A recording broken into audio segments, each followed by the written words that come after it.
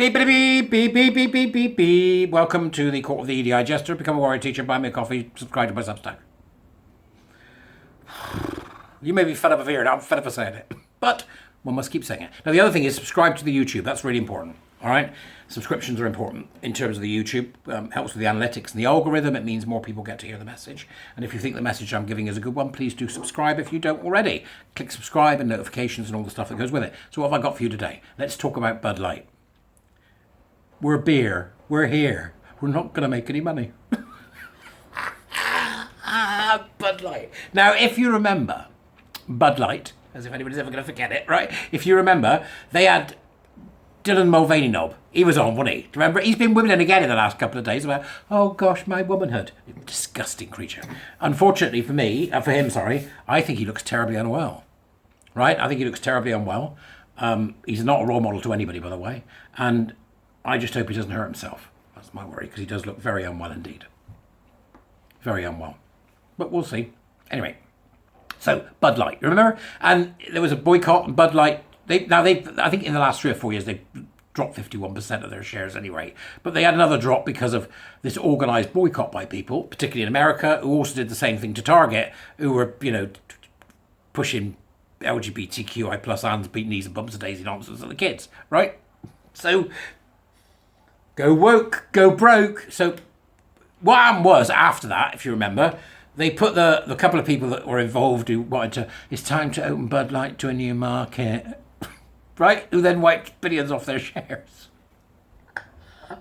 Were said, probably best if you take a holiday. Go and have a couple of weeks away. We'll sort it. Go and have a couple of weeks away. So it's great that on the 27th of June, it was reported by Trending Politics that Bud Light execs behind disastrous transgender campaign are officially fired. Off you pop! This is how you deal with them, right?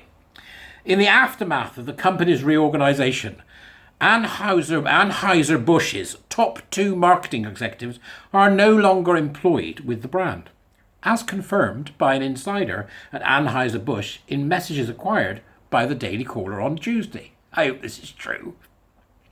The brand's group vice president for marketing, Daniel Blake, and Bud Light marketing vice president, Alyssa Heinerscheid, have definitively left their positions, as indicated by acquired text conversations with a present regional marketing leader.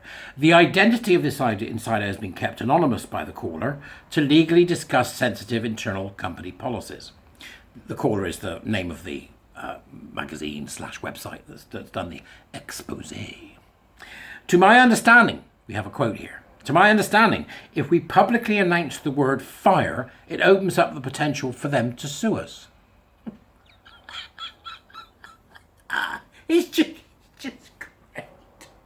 They use a LARPing man to try and extort money from the public, right? And they end up in a situation where they can't speak the plain truth in case they get sued by the people that wipe millions off their share price. You couldn't make it up. It's just glorious. Go woke, go broke. It serves them right.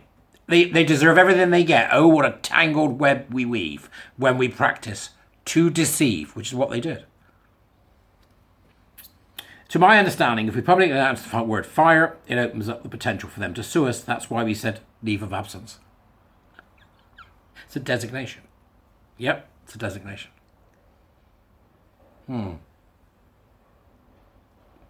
Interesting use of word, that kind of designation. I watched Spotlight the other night. If you haven't seen Spotlight, it's brilliant. It's about uncovering the abuse scandals in the Catholic Church in Boston. And there's a moment when they find that in the church register of priests that there's all these different words to describe the fact that they've been caught and they've been put on, sick leave, sabbatical. So organisations will use coding in order to hide reality. That's why we said leave of absence. This is done to hide the truth. Okay?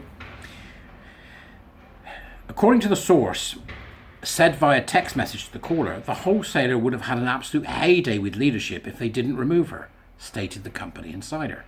In a continued statement, the source affirmed, "To be fair, Daniel Blake was actually awesome. I think he was just caught in the crossfire. But also, he did hire her. So that's a fault." According to another text message from the same source obtained by the caller, wholesalers were told they are both gone for good by leadership during in-person conversations. They already shifted all their direct reports to new people and the head of marketing.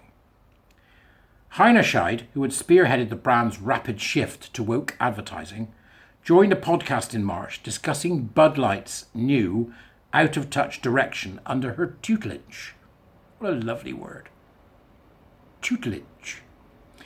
During the podcast, which was recorded shortly before Bud Light's controversial ad, which featured transgender Dylan Mulvaneyknob, right, debuted in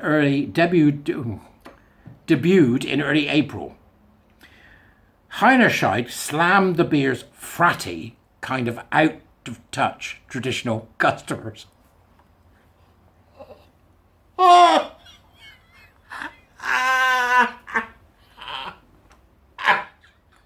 You see, this is what you've got. If you're an employer, this is what you've got to be really careful of. So this is somebody who's qualified to do the job. But it doesn't matter, because no matter how qualified you are to do the job, if you are an ideologically captured wokester, critical social justice, gender ideology, queer theory, all the stuff that comes with it, that will come before all the competency and the capability you've got, and it will pervert anything good that you can do. Just so we get it straight, she slammed in a podcast the beer's fratty, kind of out-of-touch traditional customers. She means men. Heinerscheid explained her mandate to take the company totally woke in the podcast. This is surreal. And here she is, speaking. "I'm a businesswoman. I had a really clear job to do when I took over Bud Light, and it was, this brand is in decline. It's been in decline for a really long time, and if we do not attract young drinkers to come and drink this brand, there will be no future for Bud Light." Talk about overestimating your own capabilities. Dear God. So I had this super clear mandate. If they talk like that, that's an indicator, by the way, that they're a nut job. I had a super clear mandate. It's like we need to evolve and elevate this incredibly iconic brand. And what I brought to that was a belief in, okay, what does evolve and elevate mean? It means inclusivity. It means shifting the tone. It means having a campaign that's truly inclusive and feels lighter and brighter and different and appeals to women and to men. Deluded nut job. We had this hangover. I mean, Bud Light had been kind of a brand of fratty, kind of out-of-touch humour, and it was really important that we had another approach. As reported by the Daily Mail, Heinerscheid received her education from prestigious institutions. She attended Groton School in Massachusetts, an establishment costing $60,000 annually, followed by Harvard University, where she majored in English literature. Later, she pursued a master's degree in marketing at the Wharton School of Business. Such a background could potentially distance her from the typical American experience. Prior to modifying her LinkedIn profile, Heinerscheid had her pronouns displayed in her bio. And there you have it, ladies and germs. That's the Bud Light story comes to a crashing end for a very stupid woman who is, despite being well educated, was a critical social justice extremist, was in fact a Trojan horse.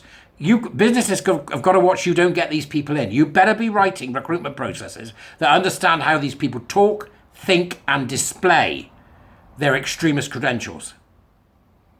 Somebody put up on Twitter the other day, if you get a CV through with pronouns in the bio, right, would you hire them?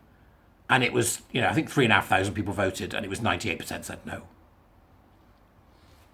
Understand how they think, understand what they're likely to say, apply questions to the interview process which will reveal their thinking, look for those power and oppression narratives, look for the pat comments they all make, look for the allegiance, and then when you sit in front of them, look for the eyes because they'll be lifeless and dead.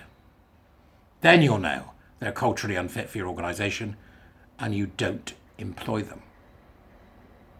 Or eyes that are bright with fervour. zealotry. There's the two.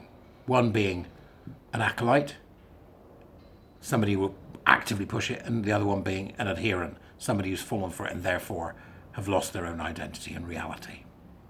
Okay? To a false identity. That's how it works. But good luck, Bud Light. Oh, I'll drink to that. See ya!